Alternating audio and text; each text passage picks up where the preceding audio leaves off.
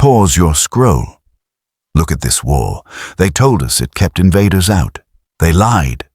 The Great Wall of China spans 13,000 miles. Not to stop armies, but to cage a nation killer. Every history book says defensive structure. Every documentary shows Mongols on horses. Convenient story, easy to memorize, and completely wrong. In 1406, Emperor Yongle received a bamboo scroll from the Western Mountains. He didn't conquer from ambition. He ran, moved the entire capital to Beijing, not for strategy, but for proximity, to build faster, because what was coming didn't fear swords, it feared stones. Specifically, engraved stones. The blueprints don't make architectural sense. Look at the foundations.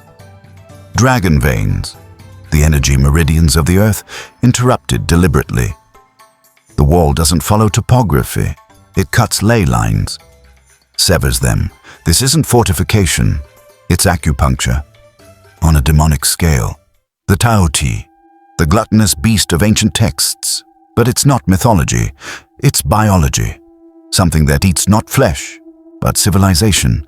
Digest dynasties. The Qin tried to kill it. The Han tried to banish it.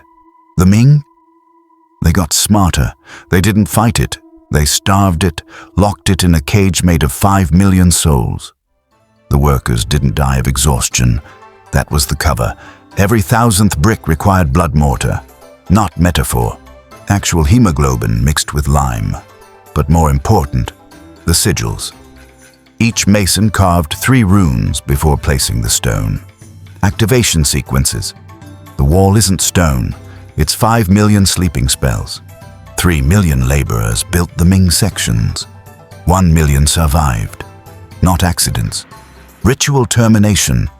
Can't have witnesses to containment protocol. The Forbidden City was built with the same silence. History calls it imperial power.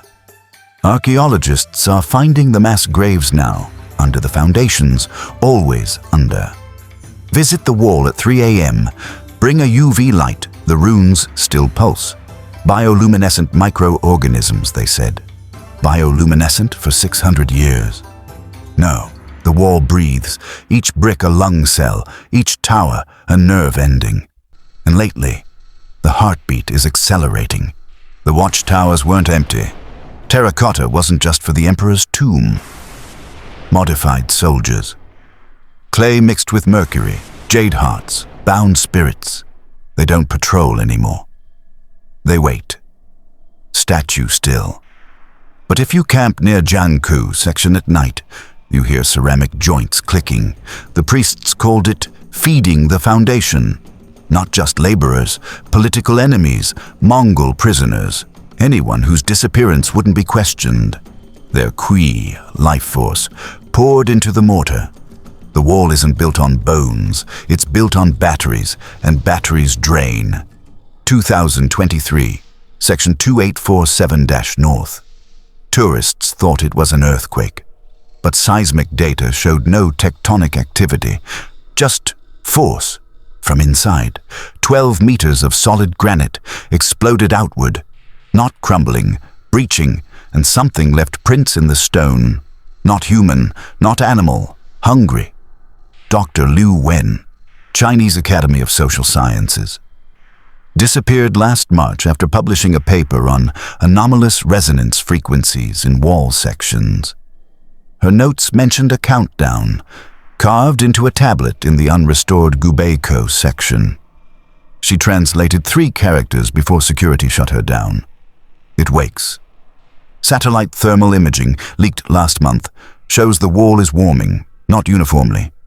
Specific sections, Jiangkou, Simatai, the unrestored parts, forming a pattern, a heartbeat waveform, 13,000 miles of pulse, and the rhythm matches something recorded in 1406, the day they sealed it.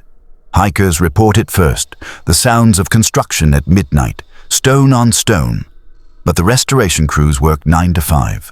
These shadows, they wear Ming Dynasty rags, continuing their build, not repairing, reinforcing.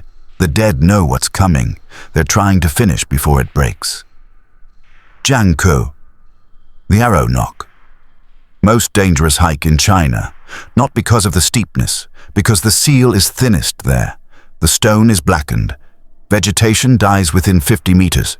Birds don't fly over, and if you press your ear to the cold rock, you hear chewing. General Qi Jiguang. Historical records say he died of old age. False. He's still up there, translated into the masonry himself, concrete and consciousness. The original architect. Still patching, still carving. If you see a Ming soldier in full regalia on the parapet at dawn, don't photograph him. Salute him. He's all that's left. The tablet reads, "When the dragons return to the sky, when the jade cracks, when the last brick forgets the sigil, the glutton wakes." 3 conditions. 2024, Dragon Year. Jade markets showing anomalous fracturing. And the bricks, ask any restoration worker, they're forgetting. The magic is fading. Check your phone. Search Great Wall moving 2024. Look at the viral videos. The Chinese government is deleting them within hours. But you can still find shadows. Something is stretching after 6 centuries of sleep. And when it finally breaks that seal, it won't stop at Beijing. The Mongols tried to breach the wall in 1449. They failed, but they weren't trying to get in. They were trying to get out. Run, subscribe before the feed goes dark. Because when the Taotie wakes, it eats the signals first.